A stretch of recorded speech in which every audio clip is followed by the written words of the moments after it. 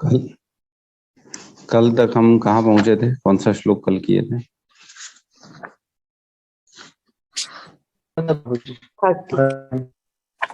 30 कर लिए थे। 30 हो गया था ना। तो मैंने पहले ही बताया था 11 से 30 जो है वो पूरा आत्मा का नॉलेज है। तो आप लोगों को अच्छे से उसको याद कर लेना, पढ़ना है, नोट्स बनाने हैं। 11 से 30 बहुत इंपॉर्टेंट है ये सेक्शन। तो आज 31 से स्टार्ट करेंगे। सबका स्वागत है और सबको बहुत बहुत शुभकामनाएं आज रामनवमी की। तो चैत्र माह में जो जो शुक्ल पक्ष की नवमी तिथि होती है उस दिन रामनवमी मनाया जाता है। जिस दिन स्वयं भगवान श्री राम जो है ना इस धरातल पे आए थे और उन्होंने अपनी लीलाएं की थी। तो सबको मालूम है 14 साल जो है वनवास था उनका। और उसके बाद जो है ना लगभग 12 से 13 हजार, किसी में 11 हजार, किसी में 13 हजार लिखा है, उन्होंने पूरा शासन किया पृथ्वी में और अपना धर्म के अनुसार सारा काम किया। तो उनकी मर्यादा पुरुषोत्तम श्री राम की जीवनी बहुत इंपॉर्टेंट है, हम सबको उनको फॉलो करना चाहिए। ठीक है, तो आज की क्लास स्टार्ट करते हैं हम। किसी को कुछ अगर कहना है रामनवमी के उपलक्ष्य में तो बिल्कुल कह सकता है। क्या प्रोग्राम है मंदिर में या क्या अपने बेस में प्रोग्राम है वो आप बता सकते हैं।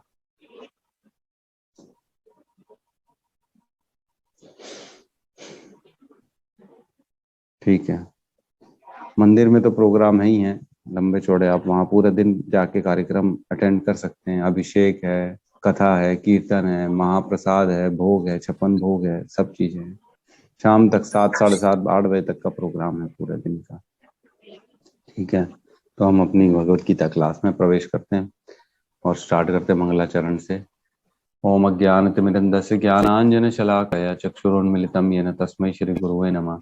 नमो विष्णुपादाय कृष्णपृष्ठाय भूतले श्रीमते भक्तिवेदांत स्वामी इति नामिने। नमस्ते सरस्वते देवे गौरवाणी प्रचारिणे शून्यवादी पाश्चात्य देशतारिणे। जय श्री कृष्ण चैतन्य प्रभु नित्यानंद श्री अद्वैत गदाधर श्रीवासादि गौर भक्तवृंद।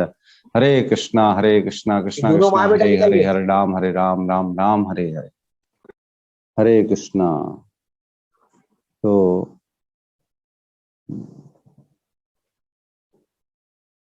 हम जो है आज श्लोक क्रमांक 31 से स्टार्ट करेंगे। 30 तक किसी को कोई प्रॉब्लम तो नहीं है? नहीं है, ठीक है। 31 दूसरा अध्याय, श्लोक क्रमांक 31। सधर्म अपि च अवेक्ष्य न विकम्पितुम अर्हसि धर्मात् हि युद्धात् श्रेय अन्यत् क्षत्रियस्य न विद्यते। क्षत्रिय होने के नाते अपने विशिष्ट धर्म का विचार करते हुए तुम्हें जानना चाहिए कि धर्म के लिए युद्ध करने से बढ़कर तुम्हारे लिए अन्य कोई कार्य नहीं है। अतः तुम्हें संकोच करने की कोई आवश्यकता नहीं है। तो भगवान कह रहे हैं यहाँ पे इसको कि तुम्हारे को युद्ध करना है। क्यों? क्योंकि तुम क्षत्रिय हो। क्षत्रिय होने के नाते अपने विशिष्ट धर्म का विचार करते हुए तुम्हें जानना चाहिए कि धर्म के लिए युद्ध करने से बढ़कर तुम्हारे लिए अन्य कोई कार्य नहीं है। तो धर्म से बढ़कर युद्ध करने के लिए और कोई कार्य नहीं। मतलब ऐसी परिस्थिति आ जाए हम लोगों के भी जीवन में जहां धर्म के लिए अगर किसी से लड़ना पड़े तो धर्म के लिए लड़ना अनुचित नहीं है, लेकिन बशर्त है कि वो क्षत्रिय होना चाहिए। तो क्षत्रिय होने के नाते मतलब अगर ब्राह्मण है, ब्राह्मण अगर नहीं लड़े और घर चला जाए वापस, नहीं नहीं मैं नहीं लड़ सकता, तो अलाउड है। और शूद्र, वैश्य, ये अगर जो है ना धर्म के लिए घर चले जाए, नहीं भी हमसे नहीं हो पाएगा, हम तो जो है ना नहीं कर सकते, तो अलाउड है। लेकिन क्षत्रिय होने के नाते, क्षत्रिय का अर्थ बताया गया इसमें, जो रक्षा करता है, शत्रुओं से रक्षा करता है ना, वो क्षत्रिय कहलाता है। तो रक्षा करने वाला जो है ना राजा क्षत्रिय, उसको इसीलिए ज्ञान और इसीलिए ये सब जो है ना डिफेंस की जो है ना इन लोगों को ट्रेनिंग दी जाती थी लड़ाई की, कि कैसे तुम बाण मारो, कैसा भाला मारो, कैसा हथियार चलाओ, दुश्मन को जो है ना मारने के सारे ट्रेनिंग दी जाती थी, ताकि ऐसी परिस्थिति आए कि जब धर्म की रक्षा करनी हो या कभी जो है ना तुम्हारे ऊपर आक्रमण हो, तुम्हारी प्रजा को प्रॉब्लम हो, तो कम से कम तुम लड़ सको और उनकी रक्षा कर सको। तो यहाँ जो है ना हम श्लोक पढ़ते हैं, उसमें स्वधर्म अपि च अवेक्ष्य न विकम्पितुम अर्हसि। मतलब तुम्हें अपना जो स्वधर्म है उसको उसको इम्पोर्टेंट है, सबसे पहले तुम उसको काम करो। स्वधर्म को करना बहुत इम्पोर्टेंट है। और इससे जो है ना तुम इसको छोड़ के जो है ना, जैसे तुम इससे श्रेयस्कर कुछ भी नहीं है। लिखा है यहाँ पे जो है ना मतलब जो कांप रहा था वो, यहाँ लिखा ना विकम्पितुम, मतलब संकोच करने के लिए तुम योग्य हो। तुम जो है ना कभी नहीं विचार करके निस्संदेह अभी अपने धर्म के लिए तुम लड़ो और उसमें कभी विचार मत करो स्वधर्म करने के लिए। तो हम देखते हैं 4 वर्ण और 4 आश्रम भगवान ने बनाए हैं, है ना। कौन से श्लोक में बताया गया है? 4.13 में। 4.13 में भगवान बताते हैं चतुर्वर्ण्या मया सृष्टम गुण कर्म विभागशः। 4.13, हाँ, चतुर्वर्ण्य मया सृष्टम गुण कर्म विभागशः तस्य कर्तारम अपि माम वृद्धि अकर्तारम अव्ययम। मतलब मैंने गुणों और कर्म के आधार पे इस सृष्टि के 4 वर्ण और 4 आश्रम डिवाइड किए। 4 वर्ण बोले तो जो है ब्रह्मचर्य नहीं, 4 वर्ण और 4 आश्रम। आश्रम 4 है, ब्रह्मचर्य, गृहस्थ, वानप्रस्थ और सन्यासी। और 4 वर्ण जो है ना वो ब्राह्मण, शूद्र, क्षत्रिय और वैश्य। इस प्रकार 4 गुण और 4 वर्ण और 4 आश्रम में इस पूरी सृष्टि को विभाग में डिवाइड किया गया भगवान ने। तो इसके आधार पे जो है ना आदमी का स्वधर्म निकलता है। स्वधर्म के बिना इसमें 2 प्रकार के बताए गए हैं। एक तो स्वधर्म वो है जो बद्ध शरीर और मन के लिए जो है ना आदमी काम करता है, जो भौतिक संसार में रहता है, वो वर्ण आश्रम धर्म को फॉलो करता है और अपनी भौतिक वस्तुएं और भौतिक इंद्रियां, अपनी आसक्ति, उनको प्राप्त करता है। और एक होता है मुक्त, जो है मुक्त होता है, उसके लिए वर्ण आश्रम का इतना कोई इंपॉर्टेंट नहीं धर्म, क्योंकि वो मुक्त है ऑलरेडी, वो आत्म साक्षात्कार की ओर अग्रसर है और भगवान की भक्ति में लगा हुआ है। तो जो बद्ध अवस्था होती है ना, जिसमें आदमी डाउटफुल हो जाता है कि करना क्या है क्या न करना, तो हम देखते हैं स्वधर्म, जैसे हर किसी का एक न एक धर्म होता है, एक पिता का पुत्र की तरफ धर्म है। तो उसके धर्म में भी ना बहुत बार ऐसा डाउट आ जाता है कि मैं करूं क्या। हर धर्म में, हर वर्ण में एक न एक बार ऐसा आता है चैलेंज पॉइंट कि जो है ना वो चौराहे पे खड़ा हो जाता है कि अब मैं इसको करूं कि ना करूं, मेरे लिए श्रेयस्कर है कि नहीं। जिस प्रकार अर्जुन के आया है सामने कि मैं अपने गुरु को मारूं कि ना मारूं, मैं अपने दादा को मारूं कि ना मारूं। अब यहाँ पे धर्म है उसका, क्षत्रिय है, अगर नहीं मारेगा, उनको छोड़ देगा, तो क्या होगा आगे चल के, उसी की थू थू होगी बाजार में कि तू क्या मैदान से छोड़ के आ गया। आधे मैदान में जहाँ तेरी बीवी को उन्होंने जो है ना उनको मतलब उनके चीर हरण किया, वस्त्र उतारने की कोशिश की, तुम्हारे को जो है ना दुर्योधन बोलता है मैं सुई की नोक के बराबर भी जमीन नहीं दूंगा, उससे भी तुम लड़ते नहीं हो। बोले ऐसे क्षत्रिय किस काम का, उससे अच्छा तो जो है तुम डूब के मर जाओ। तो भगवान कहते हैं यहाँ पे तुम्हारे लिए उससे उसके वो ना करना तुम्हारे लिए बहुत खतरनाक हो जाएगा, क्योंकि इससे अन्य कोई बढ़कर कार्य नहीं है क्षत्रिय के लिए। एक्चुअल में पहले बोलते थे जो क्षत्रिय होता है ना, अगर युद्ध में मारा जाता है तो उसको स्वर्ग की प्राप्ति होती है। तो एक श्लोक आता है, इसी में हम पढ़ते हैं जो है ना, इसमें ये जो 4 लाइन का श्लोक है ना, इसमें 2 श्लोक का मिश्रण है। पहले की 2 लाइन जो है ना मनुस्मृति 7.9 श्लोक है, और उसके बाद लास्ट की 2 लाइन जो है ना वो महाभारत का श्लोक है 3.199.93। इसमें कहते हैं अहवेशु मिथ्योऽन्योन्य जिघांसन्तो महीक्षितः युद्धमानः परम शक्त्या स्वर्गयान्त पराम मुक्तः। और दूसरी लाइन में यज्ञेषु पशवो ब्रह्मन् हन्यते संततः द्विजो संस्कृता किल मंत्रेश्च तो ते अपि स्वर्गमाप्नुवनः। मतलब युद्ध में विरोधी ईर्ष्यालु राजा के संघर्ष करते हुए मरने वाले राजा या क्षत्रिय को मृत्यु के अंततर वे ही उच्च लोक प्राप्त होते हैं जिनकी प्राप्ति यज्ञ अग्नि में मारे गए पशुओं की होती है। अतः धर्म के लिए युद्ध भूमि में वध करना तथा यज्ञ अग्नि के लिए पशुओं का वध करना हिंसा कार्य नहीं माना जाता, क्योंकि इनमें निहित धर्म के कारण प्रत्येक व्यक्ति को लाभ पहुंचता है और यज्ञ में बलि दिए गए पशु को एक स्वरूप से दूसरे में बिना विकास प्रक्रिया के तुरंत ही मनुष्य का शरीर प्राप्त हो जाता है। तो जो क्षत्रिय होता था ना, वो कहते हैं युद्ध भूमि में मरना उसके लिए ज्यादा अच्छा है, ना कि डर के भागना। धर्म युद्ध होना चाहिए एक्चुअल में। धर्म युद्ध में जो भी क्षत्रिय लड़ता है तो भी देखो, लड़ेगा जीतेगा तो उसको विजय मिलेगी और भोग भोगेगा इसी संसार में, और अगर हार गया मर गया तो उसको डायरेक्ट स्वर्ग लोक की प्राप्ति होती है। डायरेक्ट स्वर्ग लोक के लिए ना कहते हैं बहुत सारे यज्ञ करने पड़ते हैं, तब जाके दान देना पड़ता है, पुण्य कार्य करने पड़ते हैं, तब स्वर्ग की प्राप्ति होती है। लेकिन युद्ध में लड़ने के समय और धर्म युद्ध में लड़ाई में मर जाता है तो डायरेक्ट स्वर्ग लोक की प्राप्ति होती है। बहुत इंपॉर्टेंट है। जैसे कि अगर यज्ञ में किसी पशु की बलि दी जाती है तो उस पशु की बलि के समय उसको डायरेक्ट जहां यहां उसने शरीर छोड़ा यज्ञ में, और डायरेक्ट उसको स्वर्गलोक की प्राप्ति होती है।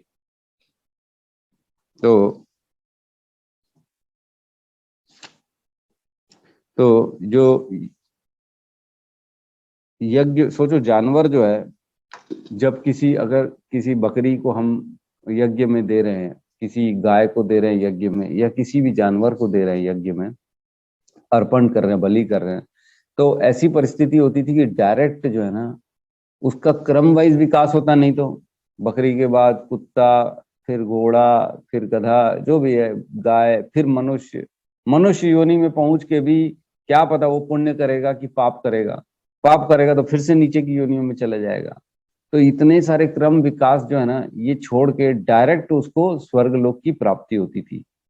तो ये एक तरह से देखा जाए तो बहुत एडवांटेज है। छोटी सी हानि हुई उसकी, छोटा सा जो है ना तकलीफ हुआ शरीर छोड़ने का, और लेकिन डायरेक्ट स्वर्ग की प्राप्ति होगी। ये लेकिन आज की डेट में एप्लीकेबल नहीं है ना। ये पहले होता था जब ब्राह्मण लोग वाकई में ब्राह्मण होते थे और उनके मंत्रों में इतनी शक्ति होती थी कि वो मालूम था उनको कि मैं अगर इसका बलि दूंगा तो इसको मैं स्वर्ग पहुंचा के ही छोड़ूंगा। आज की डेट में तो वो उनके मंत्रों में दम नहीं है, ना उनको कुछ मालूम है। आज तो ये मालूम है कि पशु अगर कटेगा तो मेरे को जो है सजा मिलेगी, मैं पाप का भागीदार बन जाऊंगा, इसको तो कुछ दे नहीं पाऊंगा। तो ये इम्पोर्टेंट है। पहले जो है ना लोग कहते हैं ना कि यज्ञ में ये देते हैं, बलि देते हैं, तो बलि देने का कारण ये है कि हम उनका विकास कर रहे हैं, उनको वो ऊपर की गति मिल रही है, जैसे कि युद्ध में एक वीर को मिलती है मरने में।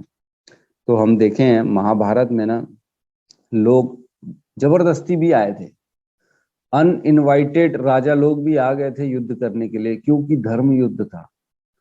तो जो क्षत्रियों को मौका नहीं मिलता था ना पहले, वो ऐसे मौके ढूंढते थे कि मैं युद्ध करूं, लड़ते थे जानबूझ के, क्योंकि मालूम है कि कम से कम युद्ध में मरेंगे तो हम स्वर्ग लोक को जाएंगे, अदरवाइज तो यहीं पे भोगते रहेंगे, पाप पुण्य के चक्कर में नीचे न चले जाए। तो इस कारण जो है ना वो लोग ऐसा करते थे। तो ये जो श्लोक है हमने देखा, क्षत्रिय होने के नाते अपने विशिष्ट कर्म का विचार करते हुए तुम्हें जानना चाहिए कि धर्म के लिए युद्ध करने से बढ़कर तुम्हारे लिए अन्य कोई श्रेयस्कर कार्य नहीं। तो एक्चुअल में 1.31 जो है ना, यहाँ पे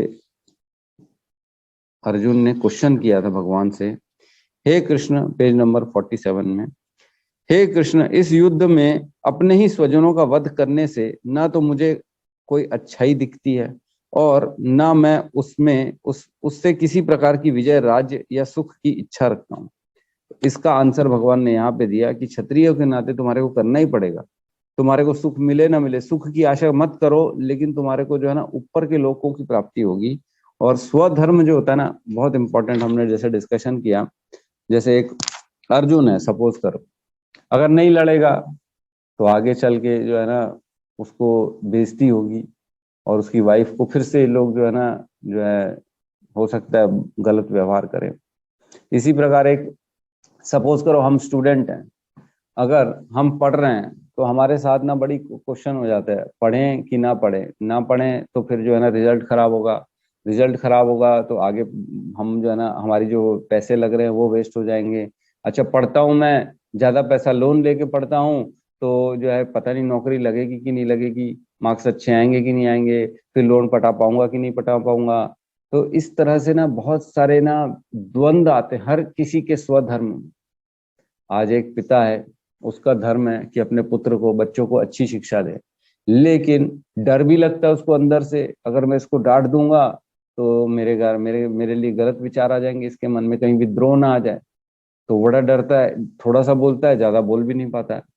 फिर उसको लगता है पैसा मांग रहा है पुत्र तो ज्यादा दूं कि नहीं दूं, ज्यादा दूंगा तो बिगड़ जाएगा, उसकी वैल्यू नहीं करेगा, कम दूंगा तो बोलेगा मेरा बाप कंजूस है, मेरे पिताजी कंजूस है, मेरे को ऐसे घर में कहाँ जगह मिल गई, मेरे दोस्त लोग तो इतना खर्चा करते हैं मैं नहीं कर पाता हूँ।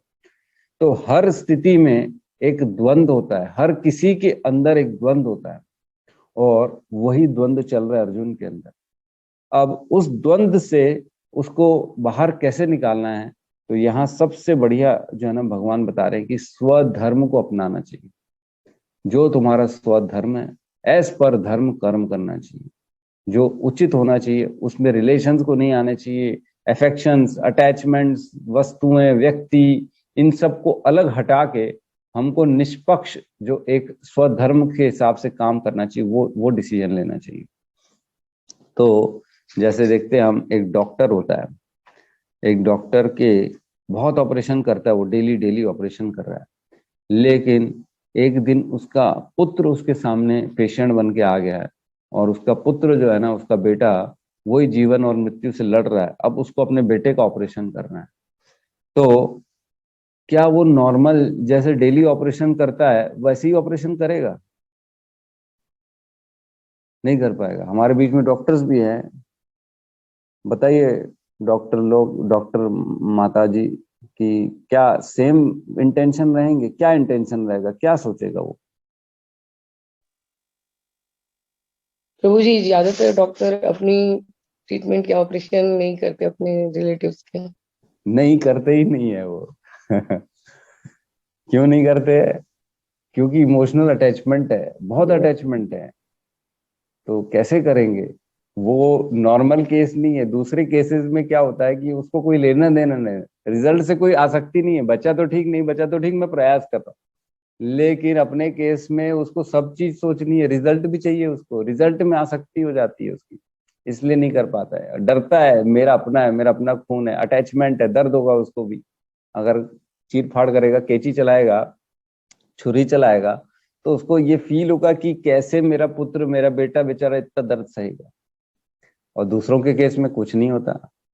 तो स्वधर्म जो होता है ना, वो बड़ा, जब अपनों पे आती है ना तो बड़ा डाउटफुल हो जाता है आदमी, बड़ा पेनफुल हो जाता है, और ऐसा हो जाता है, डायलेमा, द्वंद में पहुंच जाता है कि मैं कैसे करूं, करूं कि ना करूं।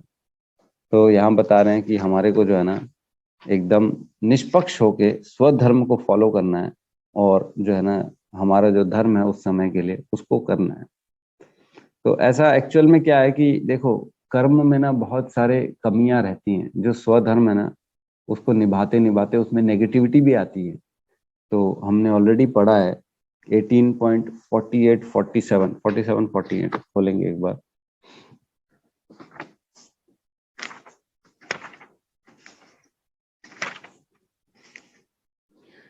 47 पेज नंबर 593, यहाँ पे कहते हैं, अपने वृत्तिपरक कार्य को करना, चाहे वह किसी कितना ही त्रुटिपूर्वक ढंग से क्यों ना किया जाए, अन्य किसी के कार्य को स्वीकार करने और अच्छी प्रकार से करने की अपेक्षा अधिक श्रेष्ठ है। अपने स्वभाव के अनुसार निर्दिष्ट कर्म कभी भी पाप से प्रभावित नहीं होते। तो जैसे इसको लग रहा है अर्जुन को कि मैं अपना धर्म करूंगा, मारूंगा तो मेरे को पाप लगेगा, तो जो उसका क्षत्रिय होने के धर्म से जो उसका काम है ना, उस पर कभी पाप नहीं लगे। तो हम सोचते भी हैं कभी कि जैसे हम अपने धर्म के अनुसार कर्म करेंगे तो मेरी माता बुरा मान जाएगी, मैं कैसे करूं, मैं ये डिसीजन लेता हूं तो मेरे घर वाले मेरे अगेंस्ट हो जाएंगे, मेरे बच्चों को बुरा लगेगा। बहुत बार आता है ऐसे, हर किसी के जीवन में आता है, बच्चों के भी जीवन में आता है कि उनके दोस्त कह रहे हैं चलना यार पार्टी करते हैं, ये करते हैं, घूम के आते हैं, लेकिन फिर जो है ना बोलेंगे घर वाले बुरा मान जाएंगे, मेरे माता पिता से मैंने परमिशन ली है, मैं कैसे निकलूं। तो जो भी तुम्हारा स्वभाव है, जो तुम्हारा कर्म करने की प्रवृत्ति है, उसको कभी भी त्याग नहीं करना चाहिए। ऐसा नहीं करना चाहिए कि दूसरों को देख के कॉपी कर रहे हैं, नहीं नहीं। ब्राह्मण जो है ना, वेद वेद में मजा नहीं आ रहा, पठन पाठन में दक्षिणा मिलती नहीं है, प्रभु जी मैं तो बिजनेस करूंगा अब, देखो सामने वाला कितना कमा रहा है। तो वो अपना स्वभाव छोड़ के जो है ना वैश्य बन जाता है कि मैं कमाई करूंगा। तो ये गलत है, उसको अपना धर्म, स्वभाव, स्वधर्म के हिसाब से ही काम करना चाहिए, चाहे उसमें क्यों ना त्रुटि पूर्वक क्यों ना, गलती क्यों ना कहीं प्रॉब्लम क्यों ना हो, लेकिन करना उसको वही चाहिए। और 48 में कहते हैं भगवान, प्रत्येक उद्योग किसी न किसी दोष से आवृत होता है, जिस प्रकार अग्नि धुएं से आवृत रहती है। अतएव हे कुंती पुत्र, मनीष मनुष्य को चाहिए चाहिए कि स्वभाव से उत्पन्न कर्म को, भले ही वह दोषपूर्ण क्यों ना हो, कभी त्यागे ना।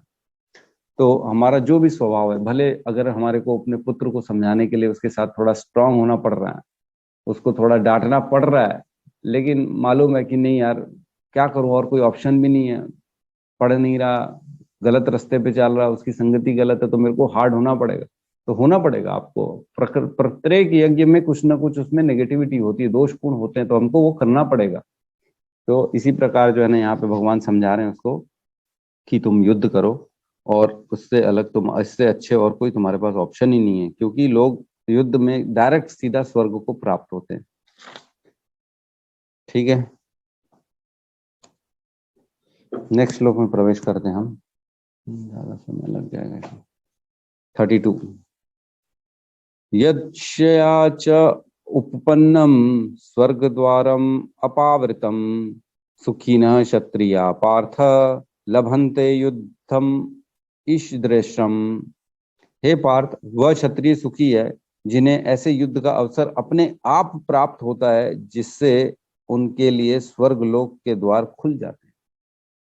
तो इसी के सपोर्टिंग में भगवान एक और बता रहे हैं। एक्चुअल में 1.43 में अर्जुन ने क्वेश्चन उठाया था, पेज नंबर 1.43, यहाँ कहते हैं, हे प्रजापालक कृष्ण, मैंने गुरु परंपरा से सुना है कि जो लोग कुल धर्म का विनाश करते हुए सदैव नरक में वास करते हैं।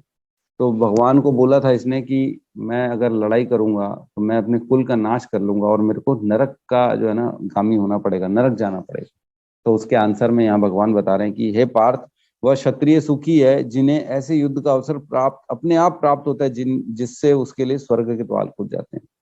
तो ये चीज यहाँ पे क्लियर है कि अगर लड़ेगा और मरेगा तो उसको डायरेक्ट स्वर्ग लोक की प्राप्ति होगी, और इधर उधर भटकना नहीं पड़ेगा, नरक में नहीं जाना पड़ेगा, ऐसा इसमें लिखा है। एक और श्लोक का वर्णन है इसमें पराशर स्मृति का, जिसमें कहते हैं, क्षत्रियो ही प्रजार्क्षण क्षत्रपाणि प्रदंड यन निर्जित्य पर सैन्य आदि क्षितिम धर्मेण पालयते। क्षत्रिय का धर्म है कि वह सभी क्लेशों से नागरिकों की रक्षा करे, इसलिए उसे शांति तथा व्यवस्था बनाए रखने के लिए हिंसा करनी पड़ती है। अतः उसे शत्रु राजाओं के सैनिकों को जीतकर धर्म पूर्वक संसार पर राज्य करना चाहिए। तो एक और चीज यहाँ पे, आखेट वाला कहाँ लिखा था, आखेट वाला मैं पढ़ा था,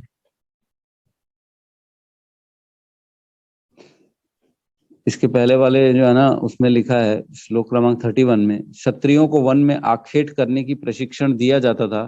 क्षत्रिय जंगल में जाकर शेर को ललकारता और उससे आमने सामने अपनी तलवार से लड़ता था। शेर की मृत्यु होने पर उसकी राजसी ढंग से अंत्येष्टि की जाती थी। आज भी जयपुर रियासत में क्षत्रिय राजा इस प्रथा का पालन करते हैं। क्षत्रियों को विशेष रूप से ललकारने तथा मारने की शिक्षा दी जाती थी, क्योंकि कभी कभी धार्मिक हिंसा अनिवार्य होती है। तो कई लोगों का क्वेश्चन रहता है कि प्रभु जी, वो तो पहले मारने चले जाते थे जंगल में, ये तो गलत है। तो क्योंकि कभी कभी धार्मिक जो है ना हिंसा हो जाती है, तो उनको इतने कैलिबर होना चाहिए, इतना उनके अंदर स्थिति होनी चाहिए कि वो हर परिस्थिति से निपट सकें। अगर प्रशिक्षण नहीं मिलेगा तो युद्ध के समय वो विफल हो जाएंगे, इसलिए वो आखेट पे जाते थे, उन लोगों को अलाउड था। तो कई लोग जो है ना डाउट क्रिएट करते हैं कि ऐसा क्यों, ऐसा क्यों। ठीक है, यहाँ पे कहते हैं कि तुम्हारे को तो ये अवसर ऑटोमेटिक मिल चुका है। तो वो कैसे मिल चुका है ऑटोमेटिक, कैसे मिल चुका है ऑटोमेटिक?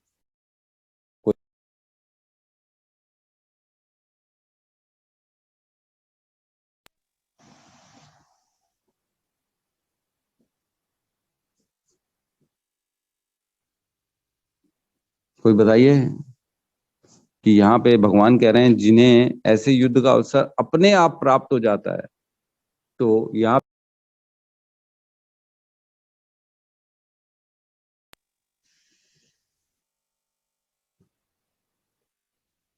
प्रभु जी, दुर्योधन ने यहाँ पे धर्म के विरुद्ध कार्य किया और उसने पहले युद्ध के लिए उनको बोला, अर्जुन को। धर्म के विरुद्ध कार्य किया और उसने अर्जुन को ललकारा और उन्होंने ये बोला कि मैं तुमको एक सुई के नोक के बराबर भी जमीन नहीं दूंगा। तो क्या क्षत्रिय होने के नाते वो भीख मांग के रह सकता है क्या? नहीं रह सकता। उसको लड़ना ही पड़ेगा, उसके पास और कोई ऑप्शन ही नहीं है। जीवन यापन कैसे करेगा? वो जिएगा कैसे? कहीं तो रहना पड़ेगा। और जब दुर्योधन ने बोल दिया कि एक सुई की नोक के बराबर भी जमीन नहीं दूंगा, तो और ऑप्शन ही नहीं बचता, या तो भीख मांग के रहे उससे, क्योंकि क्षत्रिय है वो, इसलिए भीख नहीं मांग सकता। तो इसलिए स्वधर्म का पालन करना बड़ा ऑटोमेटिक इसको करना पड़ेगा और लड़ना ही पड़ेगा, उसके पास और कोई रास्ता नहीं। क्योंकि यहाँ पे भीष्म भी लड़ रहा है, द्रोण भी लड़ रहा है, क्या वो शिक्षित नहीं है? उनको नहीं मालूम है क्या उनका स्वधर्म क्या है? वो दुर्योधन की तरफ से, अधर्म की तरफ से क्यों लड़ रहे हैं? क्योंकि उनका पक्ष उन्हीं की तरफ है, वो बंधे हुए हैं अपने वचनों से, इसलिए वो अधर्म का साथ दे रहे हैं। वचन से बंधे हुए, इसलिए कर्ण भी जो है ना, कर्ण भी अपने वचनों से बंधा हुआ है, इसलिए अधर्म का साथ दे रहा है। यहाँ पे अर्जुन को मौका मिल रहा है कि वो लड़ सके, ठीक है, और उसको स्वर्ग की प्राप्ति होगी, डायरेक्ट स्वर्ग, ठीक है। नेक्स्ट श्लोक में पहुंचने पर 33 में, अतः चेत त्वम इमं धर्मम संग्रामम न करिष्यसि तत्स्वधर्मम कीर्तिम च हित्वा पापम हित्वा पापम अवाप्यसि। किंतु यदि तुम युद्ध करने के स्वधर्म को संपन्न नहीं करते तो तुम्हें निश्चित रूप से अपने कर्तव्य की उपेक्षा करने का पाप लगेगा और तुम योद्धा के रूप में भी अपना यश खो दोगे। तो वही जैसे हमने डिस्कशन किया कि अगर वो नहीं लड़ता तो उसके पास जितनी भी उसने इज्जत कमाई है, जितना क्षत्रिय होने के नाते उसने जो बाजार में जो उसकी गुडविल है, वो सब खराब हो जाएगी। लोग थू थू करेंगे, अरे क्या क्या अर्जुन है तू, लड़ाई नहीं किया है? जिसने तेरे घर में ऐसा किया, जिसने तुम्हारे पिताजी की पूरी भूमि पूरा राज्य लूट लिया, युधिष्ठिर को राजा बनना था तो वो अपने आप को राजा बना के घोषित करके बैठ गया, इतना गलत सलत काम किया, फिर भी लड़े नहीं तुम। बोलते ना तुम क्या आदमी हो, तुम्हारे नसों में खून नहीं खौलता क्या? लोग बोलते हैं ऐसे, जो गरम करते हैं। तो एक्चुअल में इसमें एक और चीज है, जो क्योंकि अर्जुन जो था ना पूरे पृथ्वी का सर्वश्रेष्ठ धनुर्धर था, तो भगवान ऑलरेडी 3.21 में कहते हैं, एक श्लोक आता है 3.21, खोलिए जरा। यहाँ कहते हैं भगवान, यद यद आचरति श्रेष्ठ तत् तत् एव इतः जनः स यत् प्रमाणम कुरुते लोक तत् अनुवर्तते। मतलब महापुरुषों को जो आचरण करना है करते हैं, सामान्य व्यक्ति उसी का अनुसरण करते हैं। वह अपने अनुसरणीय कार्यों से जो आदेश प्रस्तुत करता है, संपूर्ण विश्व उसका अनुसरण करता है। तो जो हमारे आचरण होते हैं ना, उससे हम एक्चुअल में मैसेज देते हैं, और जो हमारा मैसेज होता है ना, लोग देखते हैं कि ये कैसा, इसकी लाइफस्टाइल कैसी है, क्या करता है ये। तभी तो भक्तों को कहते हैं ना, अपना आचरण सुधारो। हमको जो है ना, आचरण से संदेश देना है अपने लोगों को कि भक्त जो होते हैं ना वो कैसे रहते हैं। कहीं पे भी गलत जगह जो है ना, मुंह मत खोलो, गंदे शब्द मत बोलो, लड़ाई झगड़ा मत करो। अगर सपोज करो भक्त जा रहा है रोड से और कोई गाड़ी ठोक दी आपकी, तो क्या करोगे? अरे बताता हूँ, ऐसे उठाए अपना हाथ वाथ में कॉलर खींचे और बोले बताता हूँ मेरे साथ ऐसा कर रहा है, तू क्या समझ के रखा है भक्त, तू उसका क्या मतलब है, चूड़ियां पहन रखी क्या मैंने? तो हमको ऐसा आचरण नहीं करना है, हमें को पोलाइट रहना है हमेशा। छोटी छोटी बातों में जो है ना, नहीं अपने आप को जो है ना उद्विग्न करना है, क्रोध में नहीं आना है। क्रोध तो कभी आना ही नहीं चाहिए किसी भी परिस्थिति में। तो आचरण जो है ना वो बहुत इंपॉर्टेंट होता है। आज सब लोग देखते हैं ना, ऐसा नहीं, हमारे घर वाले, पड़ोसी, दोस्त, यार, मित्र सब देखते हैं आपको कि भक्ति में लग गया, तो इसमें चेंज क्या है? बहुत लोग बोलते भी होंगे सबको, तुमने यार जब से ये ज्वाइन कर लिया तुम बदल गए हो। बदल गए हो मतलब आपने अपना आचरण चेंज कर लिया। तो जैसे जैसे लोग समझेंगे और देखेंगे तो आपको फॉलो करना चालू करेंगे, धीरे धीरे करेंगे, नॉट नाउ बट धीरे धीरे करेंगे, जैसे जैसे उनको समझ में आएगा कि ये चीजें सही हैं हमारे लिए भी। तो जो श्रेष्ठ व्यक्ति होता है ना, वो हमारे अपनी सोसाइटी में एक अपनी आचरण के द्वारा छाप छोड़ता है कि ऐसे कर्तव्य करना चाहिए। आज हम भी देखते हैं, हमारे जो हमारे सीनियर हैं, आचार्य हैं, गुरु हैं, उन लोग को देखते हैं और उनको देख देख के हमको इंस्पिरेशन मिलती है कि हमको भी ऐसा करना है, हमको भी फॉलो करना है, हमको भी ऐसे ही जीवन अपना यापन करना है। तो हम जो है मैसेज देते हैं एक दूसरे आचरण से, तो अपने आचरण के ऊपर बहुत ध्यान देना चाहिए कि स्वधर्म हमारा क्या है। एक भक्त होने के नाते जो है पोलाइट रहना है, जो है कभी भी क्रोध नहीं करना है और गलत शब्दों का उपयोग नहीं करना है और धर्मगत बातें करनी है, और कभी भी जो है ना किसी से तेज ऊंची आवाज में बात नहीं करना है, अपशब्द नहीं करने हैं। ये सारी चीजों का हमको बहुत इंपॉर्टेंट से फॉलो करना है। तो यहाँ बस भगवान कहते हैं उसको कि निश्चित रूप से तुमको अपेक्षा मिलेगी, पाप लगेगा अगर तुम नहीं करोगे तो युद्ध करना बहुत इंपॉर्टेंट है उसके लिए एट प्रेजेंट, क्षत्रिय होने के नाते। ब्राह्मण होता छोड़ देता तो एक बार चल जाता, लेकिन क्षत्रिय वो छोड़ भी नहीं सकता युद्ध। ब्राह्मण का तो काम ही है, दीक्षा इक्षा ले लेगा भी, जो है ना पठन पाठन कर लेगा, दीक्षा लेगा किसी से और निकाह, उसका जीवन जीवन यापन हो जाएगा। लेकिन क्षत्रिय के लिए ऐसा कहीं नहीं लिखा है कि वो जो है भिक्षा मांग सकता है। उसको युद्ध करना पड़ेगा और अपने बल पे अपना जीवन यापन करना है उसको। ठीक है, किसी का कोई डाउट है, किसी का कोई प्रश्न है तो बिल्कुल ले सकते हैं। हरे कृष्ण प्रभु जी, धन्यवाद, प्रणाम। जी प्रभु, हरे कृष्ण, दंडवत प्रणाम। प्रभु जी, यहाँ पे लिखा हुआ है 33 वाले श्लोक में नीचे में लास्ट वाले में, किंतु यदि वह इस समय युद्ध का परित्याग करता है तो वह न केवल क्षत्रिय धर्म की अपेक्षा का दोषी होगा, अपितु उसके यश की भी हानि होगी और वह नरक जाने के लिए अपना मार्ग तैयार कर लेगा। तो प्रभु जी, अगर वो नहीं करेगा तो नरक, डायरेक्ट नरक जाएंगे। नरक जाएगा ना, क्योंकि स्वधर्म का पालन नहीं किया ना आज उसने। आज उसका क्षत्रिय धर्म होने के नाते उसकी ये उसको करना ही चाहिए, करना ही पड़ेगा, और कोई रास्ता नहीं उसके पास। मैं जैसे बताया आपको, अगर जैसे युद्ध नहीं करता तो जीवन यापन करेगा कैसे? या तो फिर जो है ना दुर्योधन को उसने अधर्म के लिए प्रेरित कर दिया, उसके ऊपर ये आएगा भाई तूने दुर्योधन को प्रेरित कर दिया, तूने लड़ा नहीं, मतलब तूने नेगेटिव आदमी को उसको सपोर्ट कर दिया आपने, लड़के ना लड़के।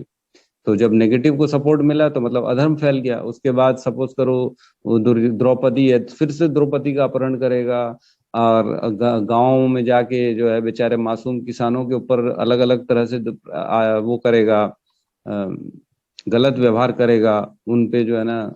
तो इस तरह से वो अधर्म को फैलाने का उसके ऊपर ये बंधन लगेगा कि तुमने अधर्म को फैलाया, और इसलिए उसको नरक के लिए जाना पड़ेगा। तो आज जिसके ऊपर जो जिम्मेदारी है उसको पूरी ही करनी है। आज अगर अपनी जिम्मेदारी नहीं पूरी करते हैं तो उसी के ऊपर आता है कि तुमने नहीं किया। प्रभु जी, एक और था, मतलब प्रभु जी जैसे यहाँ पे मतलब लिखा हुआ है कि मतलब अनुवाद पे कि जिन्हें ऐसे युद्ध का अवसर अपने आप प्राप्त होते हैं जिसके लिए उन्हें स्वर्गलोक के द्वार खुल जाते। तो प्रभु जी, मान लो कि अगर उन्होंने कुछ पाप किए होंगे, मतलब बचपन से लेके अब तक का, और मान लो कि वो युद्ध कर रहे हैं, तो वो स्वर्ग भी ही जाएंगे, मतलब वो तो भी भले पाप किए स्वर्गलोक हो। नहीं जाएंगे। हाँ, इसीलिए तो जो है ना राजा लोग, आप देखेंगे महाभारत में बिना बुलाए भी बहुत राजा आ गए थे नहीं लड़ने, धर्म युद्ध है, हमको तो लड़ना है। कई बार सपोज करो राजा है जी,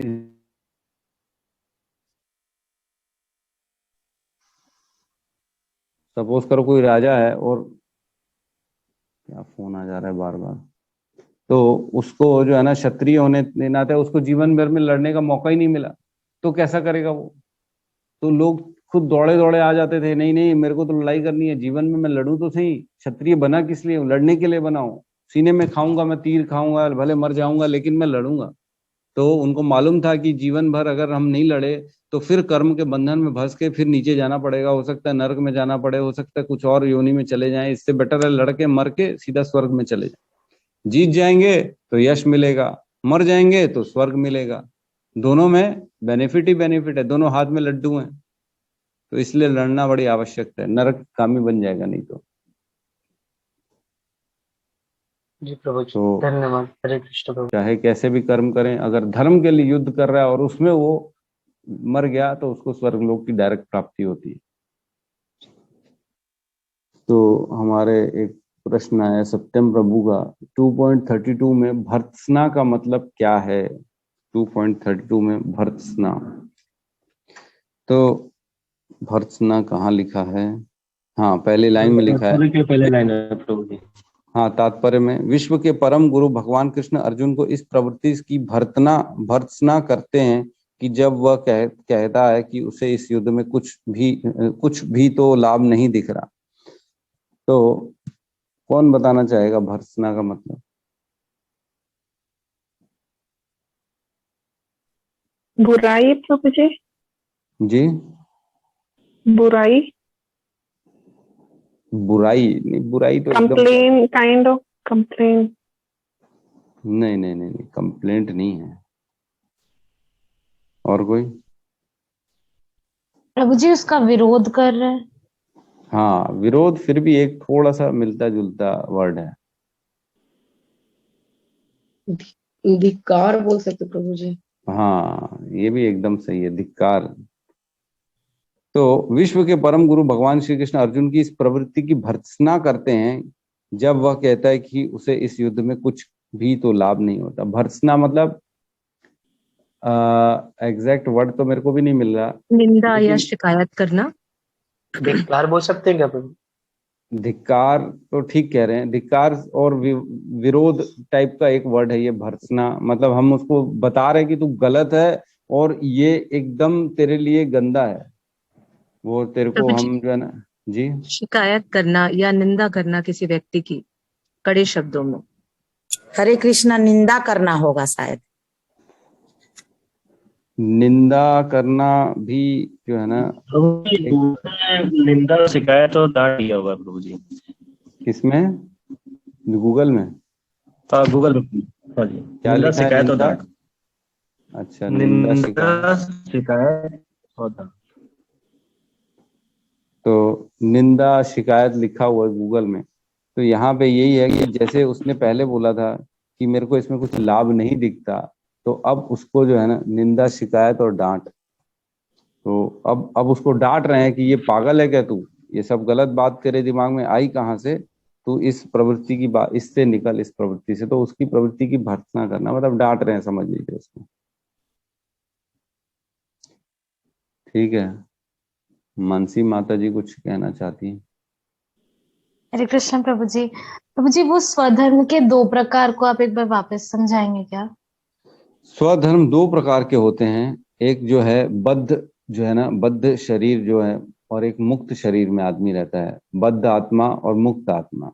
तो बद्ध जो होता है ना वो शारीरिक और मानसिक इस भौतिक स्थल पे रहता है, भौतिक स्तर पर, जहाँ उसकी खाली जो है ना अपनी इंद्रियों की तुष्टि के लिए जो कर्म करता है वो स्वधर्म में आता है। कई बार जो हम काम करते हैं ना, आज दिन भर हम काम कर रहे हैं, मेहनत कर रहे हैं, सिर्फ अपनी घर बनाने के लिए, घर में एसी लगाने के लिए, गाड़ी खरीदने के लिए, वो खाली जो हमारे बच्चों की इच्छा हो रही है, भले वो नॉनवेज खा रहे हैं, कुछ भी खा रहे हैं, जो उनको पसंद है वो काम करने के लिए हम मेहनत कर रहे हैं, तो दैट इज स्वधर्म, बद्ध अवस्था में जो करता है। और एक होता है मुक्त अवस्था में, जो आत्मा के लेवल पे करता है, वो एक स्वधर्म अलग हो जाता है, जो कि भक्ति में आता है।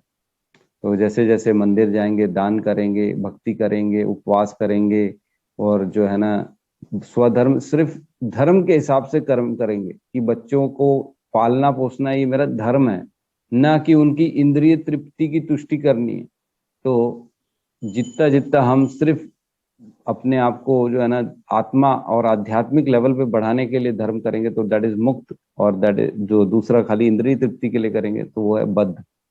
तो भौतिक स्तर पे जो रहेगा स्वधर्म वो एक बद्ध अवस्था के लिए है, और एक आध्यात्मिक स्तर पे जो रहेगा वो एक मुक्त अवस्था के लिए। तो ये 2 टाइप के स्वधर्म है, जिसमें हम अपने आप को एक आध्यात्म से जोड़ते हैं और एक अपने में भौतिक लेवल से जोड़ते हैं।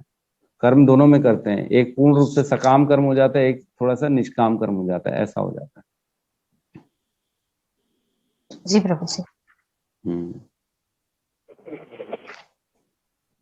ठीक है, किसी का कोई डाउट हो तो?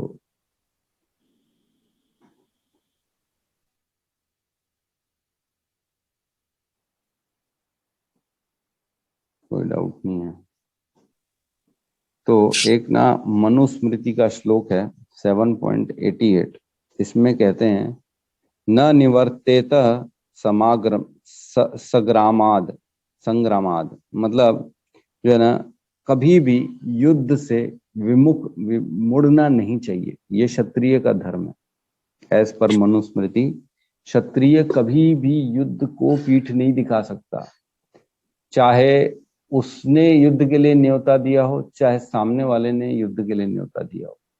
अगर सामने वाले ने ललकार दिया है तो भी आप उसको जो है ना, गलत हो चाहे सही हो, आप न चाहते हो चाहे चाहते हो, लेकिन आपको युद्ध करना ही पड़ेगा। लेकिन जब सामने वाला ललकारेगा तो आपको, तो इसी प्रकार जो है ना, दुर्योधन ने ललकार दिया था, युद्ध की घोषणा पहले ही कर दी थी, इसलिए अब उसकी मजबूरी हो जाती है अर्जुन की कि उसको लड़ना ही पड़ेगा, और लड़ेगा नहीं तो उसको नरकगामी बनेगा। क्यों? क्योंकि क्षत्रिय का स्वधर्म फॉलो नहीं किया।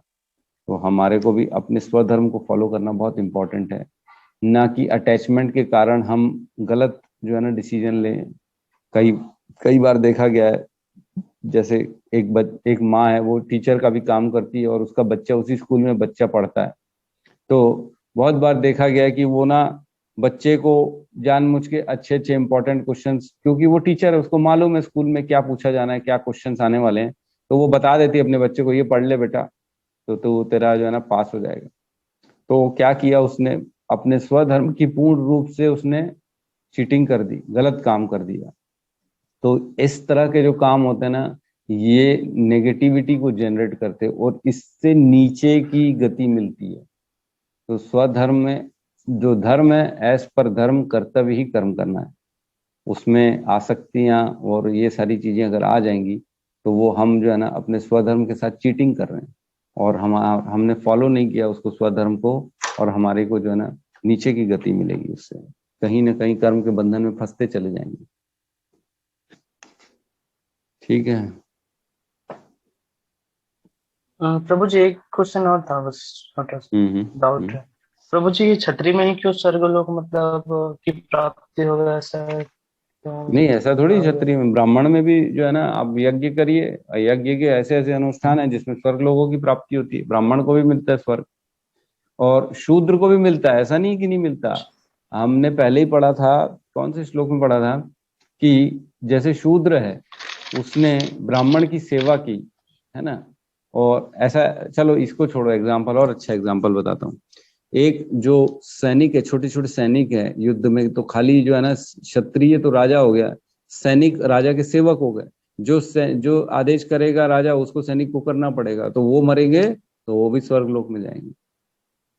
ब्राह्मण के यहाँ अगर कोई यज्ञ चल रहा है, उसमें कोई शूद्र उसकी सेवा कर रहा है, तो एज इट इज जितना ब्राह्मण को फल मिलता है ना, उतना ही फल उस शूद्र को भी मिलता है जो उसकी सेवा करता है।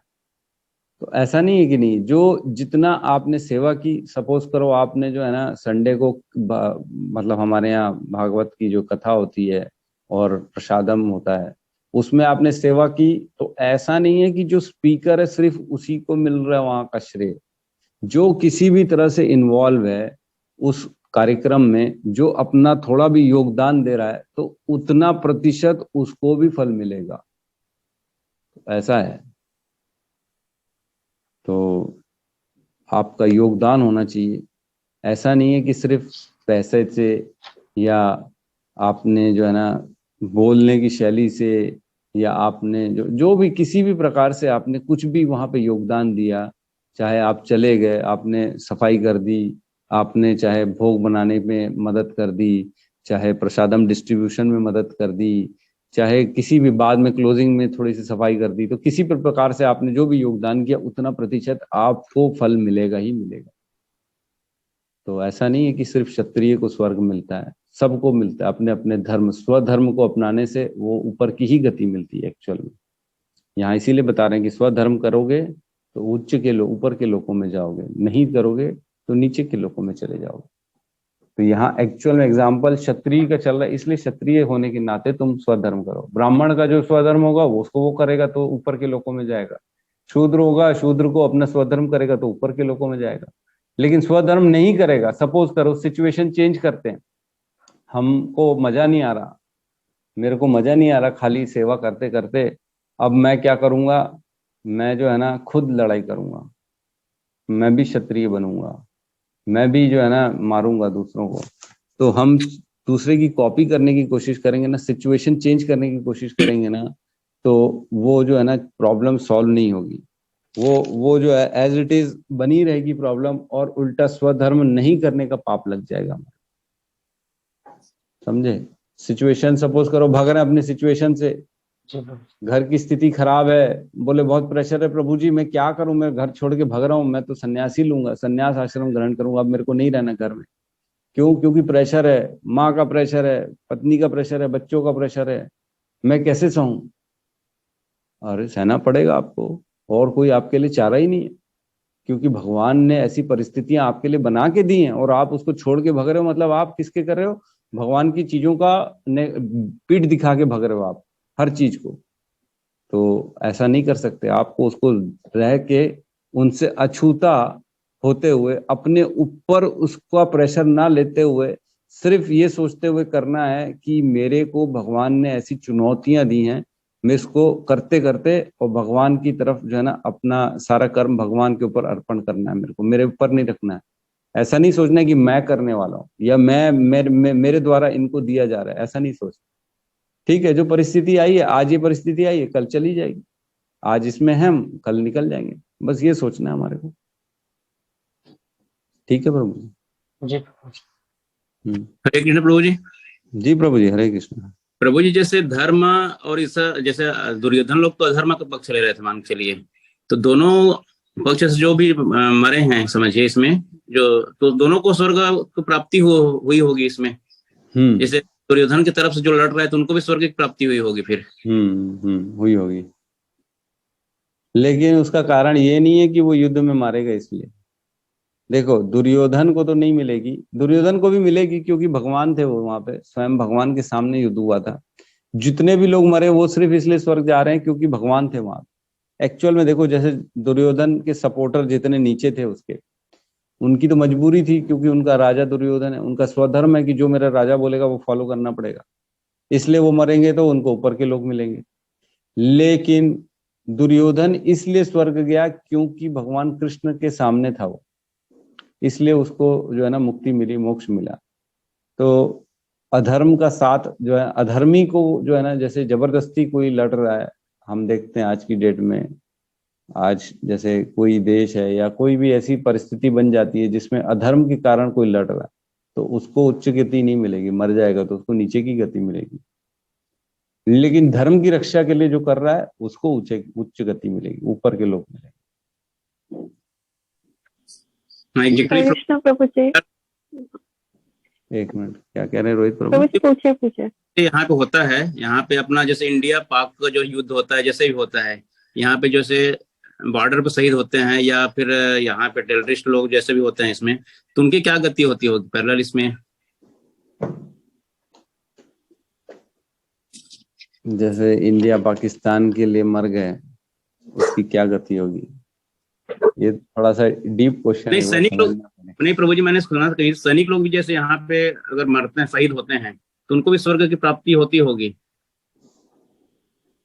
होनी तो चाहिए, एज पर जो गीता भागवतम का है असर, उसके हिसाब से होनी तो चाहिए, मिलनी तो चाहिए स्वर्ग की गति, क्योंकि वो अपना स्वधर्म कर ही रहे हैं। उनका धर्म है कि जो है ना उनको अपने देश की रक्षा करना है, इसलिए वो उस पर वीर गति को प्राप्त हुए, तो स्वर्ग मिलना चाहिए, बिल्कुल सही।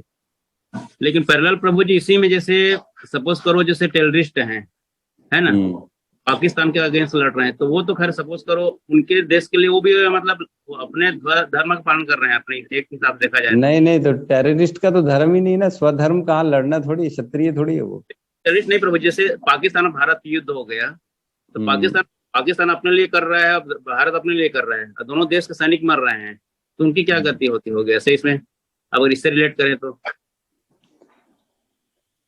देखिए ऐसा है, इसमें अगर अपन गहराई में जाएं तो देखिए, जैसे हिंदुस्तान है, ये लोग तो चाहते हैं अमन और शांति चाहते हैं, लेकिन पाकिस्तान वाले अमन और शांति नहीं चाहते हैं, तो वो गलत वजह से लड़ाई करना चाह रहे हैं, तो उनकी गति जो होती है ना, उनको तो नहीं मिलेगी कहीं से भी, ऊपर के लोग नहीं मिलेंगे, नीचे के लोग मिलेंगे। लेकिन जो उनके नीचे बेचारे खाली सैनिक हैं, वो जो जिनका खाली ऑर्डर फॉलो करना है ऊपर का, वो अपना स्वधर्म कर रहे हैं, इसलिए उनको ऊपर की गति मिलेगी। लेकिन टेररिस्ट है, उनका तो धर्म ही नहीं है ये सब, वो तो दूसरे काम को कॉपी करने की कोशिश कर रहे हैं, तो वो उनको भी नीचे की गति मिलेगी। तो ऐसा रहता है कि जो डिसीजन मेकर हैं, जो सपोर्ट कर रहे हैं उस युद्ध को, उस लड़ाई को, गलत लड़ाई को भी सपोर्ट कर रहे हैं, उनको सबको नीचे की गति मिलेगी। फिर भी एक बार इसको अपन जो है ना प्रभु से डिस्कशन, तमाल प्रभु जी से एक बार डिस्कशन कर सकते हैं क्या गति होगी, क्योंकि ये थोड़ा सा कॉम्प्लिकेटेड मैटर है, एक जो है ना इतना क्लियर नहीं है ये।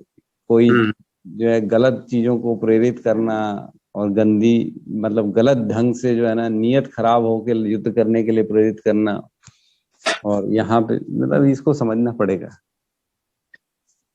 ठीक प्रभु जी। ठीक है प्रभु जी, डाउटफुल है थोड़ा सा। जी माता जी कुछ कह रही थी। प्रभु जी मेरा यही क्वेश्चन था, रोहित प्रभु जी ने पूछ लिया। ये मैंने तमाल प्रभु जी से भी पूछा था एक बार, जब वो स्टार्टिंग में क्लासेस, तो मुझे बहुत ज्यादा क्लियरली आती है, बट उन्होंने कहा था कि उनको सदगति मिलती है, क्योंकि जो आपने कहा कि वो भी अपना सदधर्म फॉलो कर रहे हैं। तो जो भी मेरा क्वेश्चन था कि बैटल्स या वार्स में जो भी सोल्जर्स होते हैं वो लाइक उनकी क्या गति होती है। तो उन्होंने तो पॉजिटिव ही बोला था कि उनकी सदगति होती है, पर फिर भी आप भी चेक कर सकते हैं। नहीं मैं भी बता ही रहा हूँ, जो नीचे के सैनिक है ना बेचारे, जिनका काम है सिर्फ ऊपर के ऑर्डर फॉलो करना, वो लड़ रहे हैं ना, तो उनको तो सदगति मिलनी चाहिए, क्योंकि वो अपना स्वधर्म कर रहे हैं। फिर वो ये नहीं देख रहे सही है गलत क्या, खाली उनको ऑर्डर मिलना है, वो कर रहे हैं। लेकिन जो किसी भी प्रकार से उस ऑर्डर में इन्वॉल्व हैं, जितने भी लोग इन्वॉल्व हैं उस गलत आदेश को पास करने में, उन सबको नीचे की गति मिलेगी। ये होना चाहिए एज पर धर्म, एज पर लॉ, ये होना चाहिए। फिर भी समझने के लिए एक बार प्रभु जी से डिस्कशन कर सकते हैं। तो प्रभु जी एक छोटा सा होता है प्रभु जी, जैसे कि मतलब जिनका जो स्वभाव है, मतलब जो क्षत्रिय है वो सिर्फ युद्ध कर सकते हैं, तो यहाँ पे तो मतलब हर कोई मतलब क्षत्रिय तो नहीं होगा ना प्रभु जी, मतलब वो जो अलग उसमें है वो तो जाके फौज बन रहे हैं, तो फिर ऐसे कैसे मतलब। हाँ तो वही तो मैं बता रहा हूँ ना, जो शूद्र हैं, जो क्षत्रिय नहीं है, जो खाली जो है ना वहां पे शूद्र हैं, जो सेवक हैं क्षत्रियों के, खाली नीचे उनके साथ जा रहे हैं बैटल फील्ड में, उनकी सेना बन के, तो उनको भी वही गति मिलेगी, क्योंकि वो स्वधर्म कर रहे हैं, वो अपने क्षत्रिय की सेवा कर रहे हैं, उनको भी स्वर्ग की प्राप्ति होगी। जो जिस भी स्थिति में है, उस स्थिति में उसका स्वधर्म क्या कहलाता है, बस ये सोचना है हमारे को जो है ना, ये सोचना नहीं है कि भाई वो शूद्र था तो उसने ना वैश्य के साथ रहा और बिजनेस करता था, और वो मतलब उसको कैसी गति मिलेगी। बिजनेस में तो कहीं गलत सही होता है, लेकिन भैया वो अपना जो मालिक था उसकी चुपचाप निष्पक्ष सेवा कर रहा है। वो ये नहीं सोच रहा है कि मेरा मालिक गलत है कि सही है, वो खाली ये सोच रहा है कि मेरे को सेवा करने का मौका मिला, मैं सेवा करूंगा बस, तो उसकी गति सदगति हो जाएगी। ठीक है। आगे पढ़ेंगे। जी माता जी। प्रभु जी वो ना पिछले दिनों आपने बताया था कि हम जब कोई बुरा काम करते हैं तो हम अपना अधिकार खो देते हैं और किसी और को दे देते हैं। तो राम भगवान मतलब जिनको भी राम भगवान जी ने मारा और कृष्ण जी ने जिनको भी मारा, उन सब लोगों ने अपना अधिकार खो दिया और कृष्ण जी और राम भगवान को दे दिया। देखो पहले तो सबसे पहले ये समझना चाहिए कि हम सब जीव आत्माओं पे वैसी भगवान का ही अधिकार है। हम सब उन्हीं के अंश हैं। हम तो भूल के उनसे विमुख होके यहाँ पे आ गए हैं, तो उनका तो सबसे पहले अधिकार है ही है, क्योंकि वो हमारे हृदय में हमेशा हैं, ऑलवेज हैं। भगवान कहता है ना, उपदृष्टा हनुमंता च भर्ता भोक्ता महेश्वरा। तो सबके हृदय में सुहृदय सर्वभूता नाम हृदय देशे तिष्ठति अर्जुन। तो हृदय के देश में वैसे ही भगवान रहते हैं, तो हमारा तो हक ऑलरेडी, भगवान का हक है ही हमारे ऊपर। लेकिन कहीं ना कहीं लीला बन जाती है, ऐसे हमने किसी ने कुछ ऐसे कर्म किए होंगे कि भगवान उनके एक्चुअल में जो है ना, अब ना आप ये एक्चुअल में ये समझिए, जो मृत्यु है ना उसको नेगेटिव कभी भी मत समझिए। भक्त लोग को ऐसा नहीं समझना चाहिए मर गया, हाय हाय मर गया, ऐसा नहीं। ये एक यात्रा है, जैसे एक ट्रेन की स्टेशन आ रहा है, एक स्टेशन निकला, दूसरा स्टेशन, तीसरा स्टेशन, एक यात्रा है, बस एक शरीर की ये यात्रा थी। तो भगवान की नजर में जो है ना, वो आज भी जीवात्मा है, मृत्यु के पहले भी जीवात्मा थी, मृत्यु के बाद भी जीवात्मा रहेगी। भगवान ये सब शरीर और इन सब चीजों से ऊपर हैं। तो हमने अधिकार दिया नहीं दिया ये सब सेकेंडरी मैटर है, लेकिन भगवान ने उसका उद्धार कर दिया मार के। आप समझिए, ये तो उनकी दया है, ये तो उनको बहुत बड़ा प्रॉफिट मिल गया कि भगवान ने मार दिया, मतलब लॉटरी लग गई ऐसा मान के चलो। नेगेटिव नहीं है ये कहीं पे भी। तो भगवान के द्वारा अगर किसी को भी मारा जाता है तो उसको मुक्ति मिलती है, उनके चरण में जाते हैं भगवान के। ठीक है माता जी? जी प्रभु जी। तो ठीक है, यहाँ पे आज की क्लास को हम विराम देते हैं। सब मिलके एक बार हरे कृष्ण महामंत्र का जाप कर लेते हैं। ठीक है? हरे कृष्णा हरे कृष्णा हरे कृष्णा कृष्ण कृष्ण हरे हरे राम राम राम हरे हरे।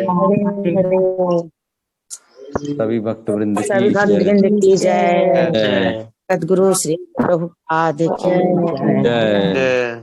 जय गौर प्रेमानंदे। हरि हरि बोल। हरि बोल।